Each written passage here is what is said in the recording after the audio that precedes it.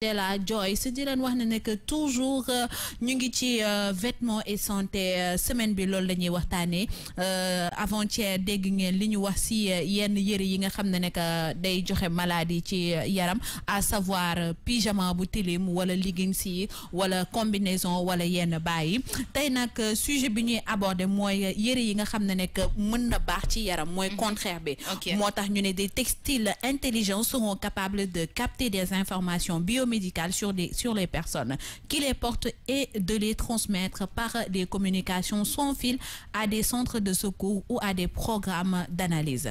Selon les chercheurs de la faculté des sciences et du centre d'optique, phonotique et laser de l'université Laval, dans quelques années, de nombreuses applications seront possibles dans la majeure partie à ces fins médicales. Même si des enfants enlevés ou perdus pourront être rapidement localisés grâce à ces vêtements bourrés de capteurs, a expliqué à l'AFP Jeff Vien, directeur chargé du transfert technologique.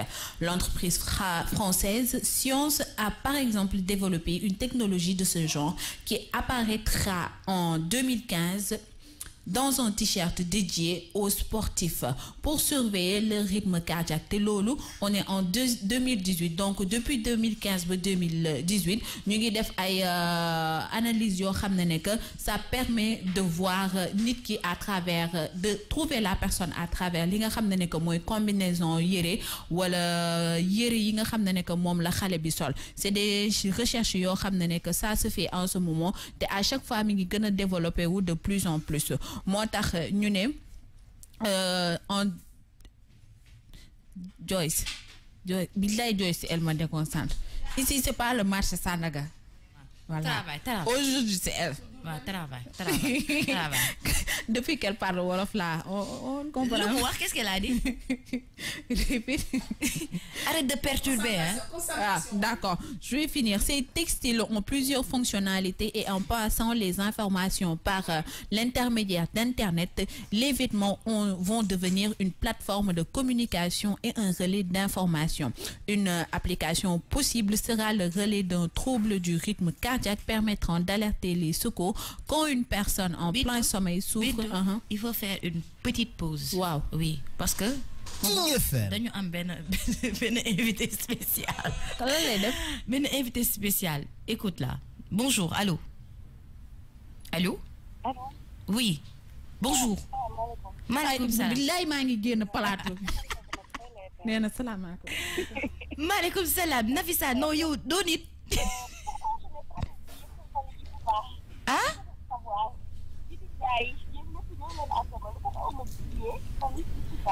Parce que yow persona non grata la. Est-ce que yaa ngi koy dégg yow Bintu? Tuuti rek. Aha. Non, mënoo am ticket. Mënoo am ticket. Non, jaayuñu ko. Dañ koy maye Nafisa. Dañuy maye ticket te yow mayuñu la. Auditeurs yi waaw dinañ may auditeurs yi mais yow may ñu la yow ci sa bopp may ñu la.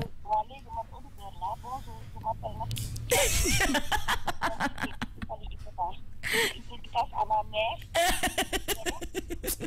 à mon amoureux qui s'appelle Daouda. Ah, ton amoureux, ok.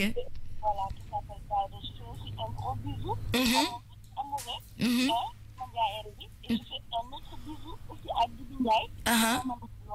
Je veux un ticket de Fally Ipupa. D'accord. Mayuñu la. Amuñu. Jeex na. C'est fini. Normalement, on a droit que de donner que 2 sax. Ouais. Te 2 yëpp jaar na. Jeex na. Vraiment, Nafisa, on est désolé. Demain tu rappelles.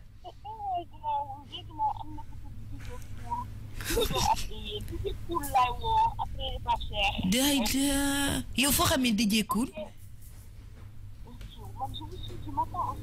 Non mais Nafisa topp nga ñu bañu sax. Wàccal xanaa demoo entraînement ji.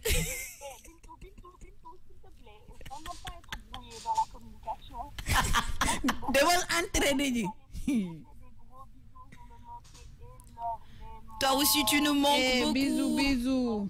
Je suis vraiment contente quand je vous écoute tous les matins. Tous les matins, je vous écoute. Parce que des fois, dama am ay xaal yoo xam ne damay perturbé.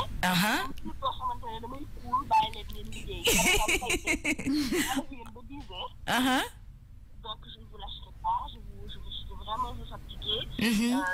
Toute votre journée aujourd'hui. Donc, je m'attache aujourd'hui, hein, donc, Ouais. Mais attention, je veux vraiment vous fatiguer. Hein. D'accord, d'accord. On est prête, hein. On t'attend pour cette fatiguement. On est prête. Voilà, et je fais aussi un gros bisou à tous les internautes et les auditeurs de Kinefam. C'est vraiment les meilleurs. Ils ont accompagné un an. Mais est-ce que tu vas venir? Est-ce que tu vas venir, Nafisa? Faut me récupérer ce ticket, puis quoi? Vraiment, je lance un appel à notre directeur général, le meilleur des directeurs, Didier Boops.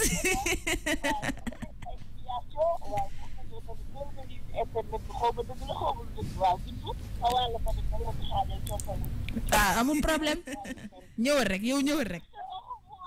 Au revoir. Ciao, ciao. Merci, bisous. On te fait plein de bisous. Merci beaucoup. Elle s'appelle Nafisa. Bien, on la connaît, hein. On va pas la présenter. Il était là dans les matinales avec Joyce, avec Bintou et Fatim. Oh, elle est tout simplement magnifique. Elle est gentille tout le temps. Il est là, bien sûr. Mention très spéciale à toi et tous les tickets du monde. Beaucoup parce qu'il y a aussi ce cœur là. Ici, c'est ta maison. Alors, on était avec Bintou et on parlait bien sûr de la santé. Si on peut continuer, Bintou, avec les vêtements. Waaw, exactement. Comme ni ma ko expliqué rek, vêtements yi depuis 2015 des chercheurs sont là pour di capter li nga xam ne que mooy position wu nit ki à travers des vêtements. Dañ ko commencer d'abord si sportif yi des combinaisons yoo xam ne que côté pression cardiaque, côté pression pulmonaire et tout ça, mais dañ ci rajouter beneen aspect mooy que pour les jeunes enfants ñi nga xam ne que dañuy am habitude di leen perdre mu am benn capteur boo xam ne que à travers leurs vêtements dinañ xam ne que l'enfant est là. Donc c'est des vêtements yoo xam ne que c'est à but positif. D'abord découverte la, mais aussi c'est médical. Moo tax ñu ne des vêtements constitués de textiles intelligents et bardés de capteurs pourraient surveiller la santé d'une personne où qu'elle se trouve et prévenir les secours en cas de problème. Moo tax ñu ne l'équipe de chercheurs dirigée par le professeur a mis au point une telle fibre textile décrite dans un article ou journal s'en sort en superposant plusieurs couches de cuivre, de polymère, de verre et d'argent. La fibre, avec un rôle à la fois de capteur et d'entête, est résistante et malléable et peut être tissée avec de la laine ou du coton, a indiqué l'université Laval. En notant que les vêtements pourraient capter différents types d'informations comme le taux de glucose, l'activité cérébrale ou analyser les mouvements et les coordonnées spatiales comme l'illustre le schéma bi nga xam ne que dinañ ko dugal après si digital bi. Il reste encore quelques détails à régler avant de voir ces vêtements intelligents dans le commerce, comme la connexion du textile à un réseau sans fil ou régler la question de l'alimentation électrique, a indiqué le professeur. Mais les derniers détails, Inch'Allah, ça va être résolu dans le moindre détail. Il faudra s'assurer que le textile est valable et qu'il résiste aux produits contenus dans les détergents. Loolu yëpp mu nekk ay pas problème, mais ay détails yoo xam ne que wax nañ ko régler. Mais ñu ngi ci avancer nank c'est des produits yoo xam ne que boo ko combiné at matière yi ma wax nii rek ça permettra de retrouver certaines personnes, mais il faudrait que nag nga am internet, hein. Il faut nga am internet. Ok. Bintou, tu peux dire à celle qui vient d'arriver là, elle n'a pas droit au micro. Elle va dormir. Je vais pas ouvrir le micro, tu vas parler fort pour que les gens... dama koy laaj. laaj ko. Joyce, non internet yi maa ngi leen di wax Joyce démb ci conférence de presse bi. Waaw. tot. toj na fa. Grand frère. Son grand frère. Je le salue de part. xale bi ñoolee na nu ne. mi ñoowee na nu ne. ay sécurité pour non, son frère. on n'a pas fait de conférence de presse, on était devant le gars. xoolal di contempler. Conférence de mec. Rahma ne ma mais Bintou, bouge-toi un peu, toi tu es mariée, ma ne ko quand c'est beauté là faut calcul pour mariage. Allah sculpté. Non mais attends. mais tête mooy ñi xale non internet yi ñoom Binet Goudiaby billahi je vous dis le gars là mooy yi ngay tëdd di guddi quand vous rêvez vous voyez l'homme parfait. C'est ça quoi. L'homme parfait que j'avais amené là. Je gomme. J'ai vu hier. Pas normal. Yeah. Tu as vu à l'œil nu.